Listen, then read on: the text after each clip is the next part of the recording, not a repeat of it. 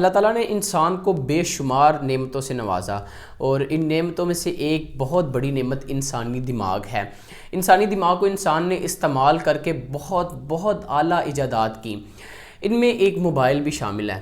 Mobile ایک ایسی ایجاد ہے کہ جس کی وجہ سے آج کروڑوں لوگ ایسے کام کر رہے ہیں جس کی وجہ سے پوری دنیا میں، پورے عالم اسلام میں اور پوری انسانیت میں بہت زیادہ فوائد حاصل کیے جا رہے ہیں۔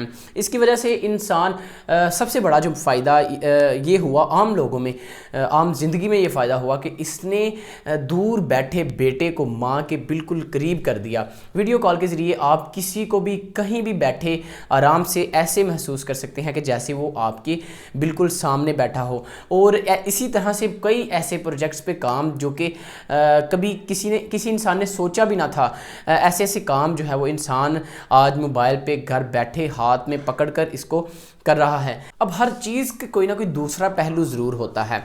موبائل کا دوسرا پہلو، اور یا یوں کہہ لیں کہ نیگیٹو استعمال، جو بے جا استعمال ہے، جو زیادہ استعمال ہے، یا یوں سمجھ لیں کہ وقت کے بغیر یا ضرورت کے بغیر اس کو استعمال کرنا، یہ بہت نقصان دہ ثابت ہوا۔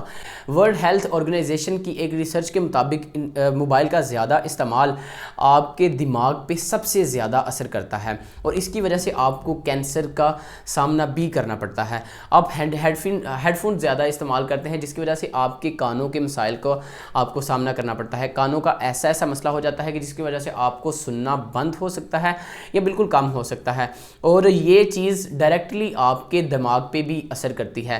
اس کے علاوہ آپ کی آنکھوں پہ یہ بہت برا اثر انداز ہوتا ہے۔ اس سے نکلنے والی ریڈیو ویوز آپ کی آنکھوں پہ بہت برا اثر رکھتی ہے، اور اسی کے ساتھ ساتھ جو آپ کا ٹائم ہے یہ بہت معنی رکھتا ہے کہ آپ جب ایک چیز دیکھتے ہیں، فار ایگزامپل آپ آج جو نیٹ ہر کسی کے پاس ہے، ہر کسی کے پاس یہ وائی فائی یا موبائل ڈاٹا آن کرتے ہی آپ ایک الگ دنیا میں پہنچ جاتے ہیں۔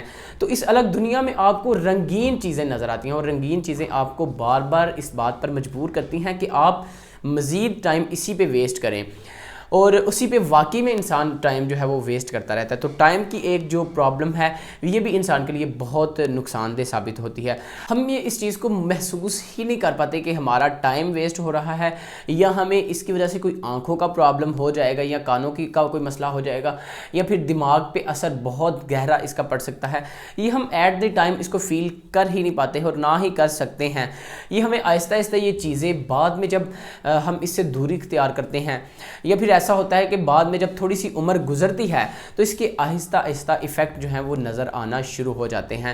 تو ان چیزوں سے بچنے کے لیے، اچھا یہ چیزیں ساری کی ساری آپ کو میں بھی پہلے بھی پتہ ہوں، یا آپ کو یہ چیزیں سمجھ لیں کہ ایک ریوائز ہو گئی یا ریمائنڈ ہو گئی، تو خدا را آپ اپنی صحت پر، اپنے آپ پر، اپنی روحانی اور جسمانی چیزوں پر آپ نظر کریں، غور کریں، اور آپ موبائل کے زیادہ استعمال سے ضرور بچیں، اور خود کو ایک ویلیو دیں تاکہ آپ کو یہ سمجھ آ جائے کہ آپ نے ہر وقت اس رنگین دنیا میں نہیں گھومتے رہنا، بلکہ خود کی ایک رنگین دنیا کریٹ کرنی ہے۔ تھینک یو سو مچ۔ اللہ حافظ۔